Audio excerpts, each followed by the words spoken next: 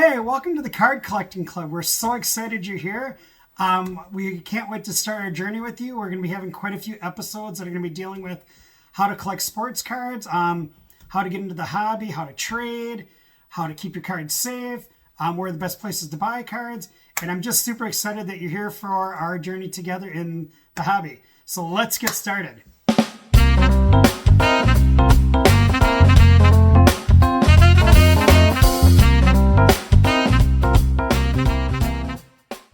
All right, one of the things that we realize is hobbies are pretty cool. You know, a lot of kids play video games, a lot of kids do sports, and some kids even read, believe it or not. But one of the growing hobbies that we found that's coming back is collecting sports cards. And collecting sports cards is such a great hobby for so many different reasons. And we think it's great that we're seeing young kids and adults start collecting cards again. So one of the things that I want to talk about today is, okay, you want to collect cards, where do you start? Do you want to collect a favorite player? Do you want to collect a favorite team? Do you want to collect a set? Do you have a certain year you want to collect? There's so many different options. That's what makes card collecting so much fun. It's what are you passionate about? What do you really want to collect? What is out there that's just going to make you want to buy even more cards? So I think that's kind of up to you. You have to kind of find what interests you and what you want to collect. For me, it started off with a favorite team, the Packers, and then it started off with the player on that team, Rashawn Gary, and I just started to buy more of his cards, and it just became where I was trying to get as many cards as I could of them. So it's kind of a fun way for you to decide what you want to do, and whatever you decide is great. One of the things that I know as a new collector is, where do you get cards? And that's an important question that we're going to definitely talk about right now. I've thought of 6 places that I think are great places to start if you want to get your card collection going. And one of the first places that I would suggest is your local card shop. Here in my hometown, we have 3 different card shops that I can choose from. A wide variety of different products at each store. But one of the greatest things is these card shop owners are here because they have a passion for the hobby too. And so walking into the stores, it's great. You feel like a part of the community there, and they're always willing to help you. And one of the best things is, if you get to know them, sometimes they'll work out a deal for you on the cards you're looking for. So definitely establish connections with your local card shop owners. I think that's going to be super important for you on your card collecting journey. Second place would be retail stores. Many cities have a Target or a Walmart.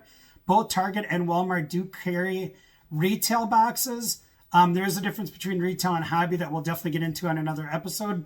But at Target and Walmart, you'll find boxes that are relatively inexpensive. Now, inexpensive is kind of an interesting word because, a lot of these blaster boxes go for $29 or $34, but those are cheaper than the hobby boxes that you can buy at the card shops or online. Now, Target and Walmart do a pretty good job of restocking their supplies, and so you're able to go in there and find something that you're interested in. And I love going there because I can find boxes cheaper there than usually at card shops. So it's a great place to go. A third place to go would be directly from the company. So Topps and Panini America both have websites. And if you go onto those websites, you can find product on there that you can buy. Now, most of the times it might be a little bit more expensive than you could get at the local card shop or maybe even retail. But when they release a new item, for example, Topps just released their 2023 Series 1 baseball, and their website had the hobby boxes cheaper than I could find at the local card shop. So there is a chance, just make sure you compare prices between the different places. A fourth place that you can go is card shows. Now, card shows are a lot of fun. If you've never been to one, I highly recommend you going. If you're a kid, make sure obviously you take an adult with you. And when you go to a card show, it's pretty amazing. There's tons of cards from all walks of life. You've got baseball, basketball, football, vintage, wrestling cards, hockey cards, soccer cards. You name it, it's probably there. And the fun part is, whatever you're collecting, it's just fun to walk from table to table and ask the local dealers, if they have any of the cards. And usually at card shows, you can get pretty good deals on the cards as well. The dealer's willing to work with you on price. And so when you're looking at comparable prices on eBay, or a good set I use, 130point.com, and you type in and look at sold auctions, they're usually willing to go lower than that. So that's just a tip when you're going to the local card shows. Another place to go to is eBay. eBay is obviously the website where you can buy cards that you like. And that's a place where I tend to go when I'm doing my Rashawn Gary collection. And there's cards that are hard to find. I'm not finding them at my local card shops. I'm not finding them at card shows. When you go onto eBay, obviously you can get sellers from around the world that collect, and it makes it a little bit easier to find those cards. So eBay would be a great place. But what I definitely recommend is making sure you check sold auctions on those cards you're looking for. So when you do make bids on there, that you keep in mind what the other ones have gone for. That'll help you out a lot. The last place I probably recommend is your friends.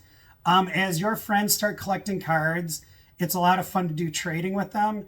So if they're buying packs and they're busting packs and they have all these extra cards, and you for example, want to collect the Packers and they've got a lot of Packers sitting there, you could maybe trade some of the cards that you have to get there. So definitely rely on your friends for some cards too.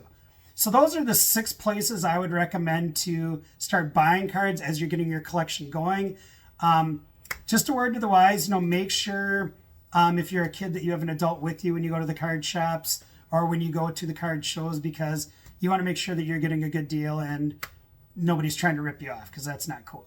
A segment that we're going to be doing in every episode is called a Did You Know? Now, this Did You Know ties into the creation of sports cards. Did you know that in the 1880s, there were actually cards manufactured, but they were manufactured geared towards adults. They were put in cigarette tins or cigarette boxes aimed at getting adults to buy their product. Now, that went on for over 50 years. It wasn't until 1933 that the Goody Company started producing cards with sticks of gum in the packs. Now, obviously, the gum was there to entice children to buy the packs. And so in 1933, it basically started the collection or the buying of cards for kids. So if you go back to the 1880s, we're looking at over 140 years of sports card collecting. That's pretty insane. Like I said, this is just our first episode. We're barely scratching the surface.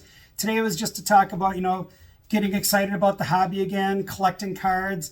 Our next episode, we're going to be talking about taking care of your card collection. So we're going to be talking about card sleeves, protectors, binders, boxes, any way that you can keep your cards safe and make sure that they stay in the best condition possible.